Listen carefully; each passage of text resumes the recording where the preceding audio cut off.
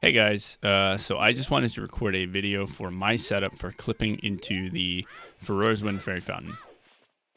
Now the first thing you want to do is get into this corner right here, and you want to target this wall. And so the position you get here is insignificantly different, uh, like every single time, but it's not a huge deal. So I like to move a bit to the right of the corner, get the angle, move a bit to the right, and then do at least 2 rolls. If you do one, your angles or your position's a bit too inconsistent. But if you do at least 2 rolls, it starts to converge on a specific value. So that's good. Okay, once you're in this position, you want to hold shield and do 2 side hops to the left. And you want to wait for Link to stop moving in between those 2 side hops. And you also do not want to let go of shield, because if you do either of those 2 things, your position is going to be slightly off. So 1, 2.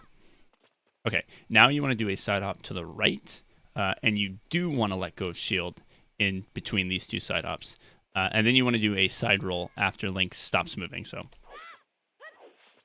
okay, you'll notice I let go of shield there. All right, so now you want to target, hold shield, and you want to do 2 side hops to the left again.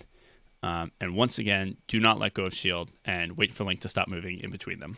1, 2. Okay, now you want to on target, retarget, do a neutral roll, and then do 2 slashes while holding target. Okay, so now this is the finicky part, but I found it to be relatively quite consistent. So I'm not certain if this is going to work for everyone, but I use a very specific control stick angle here that I don't think is too precise or too difficult to get, at least. I think it's relatively quite precise. And you might have to mess with it on your own 3DS. But for me, it's almost completely straight up, but slightly to the right. So imagine like 12:05 or 12:10 on a clock is probably where your control stick angle is going to want to be.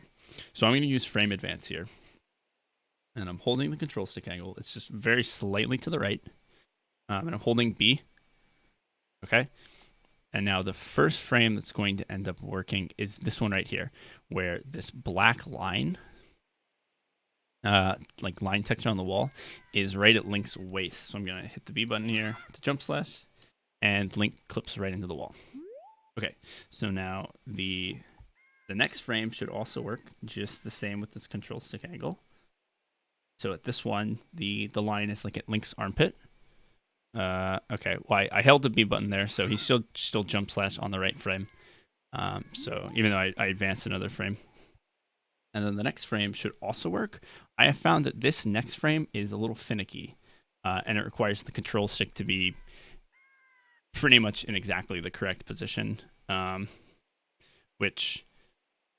so sometimes this frame doesn't work, but it usually does. Oh, I did it again. So I was holding B, but... Okay, so yeah, it still works, you'll see, with that control stick input. And then the next frame after that also pretty much always works. So this frame, the line is like at the hilt of the sword. I did it again, but okay. That time it didn't work. So it's not... I would say there's still some variance to it, just because the control stick angle is pretty tight. But just because of the the number of frames that are consecutive, I think this setup is definitely worth it. And I have not been buffering the jump slash. I've just been like, oh, okay, well. I swear I usually almost get it all the time. Yeah, so you'll see it's pretty much going in most of the time.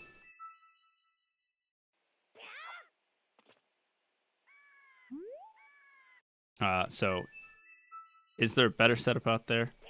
The answer is probably, but for now, I'd say this is pretty good. Yep. Happy speedrunning, folks.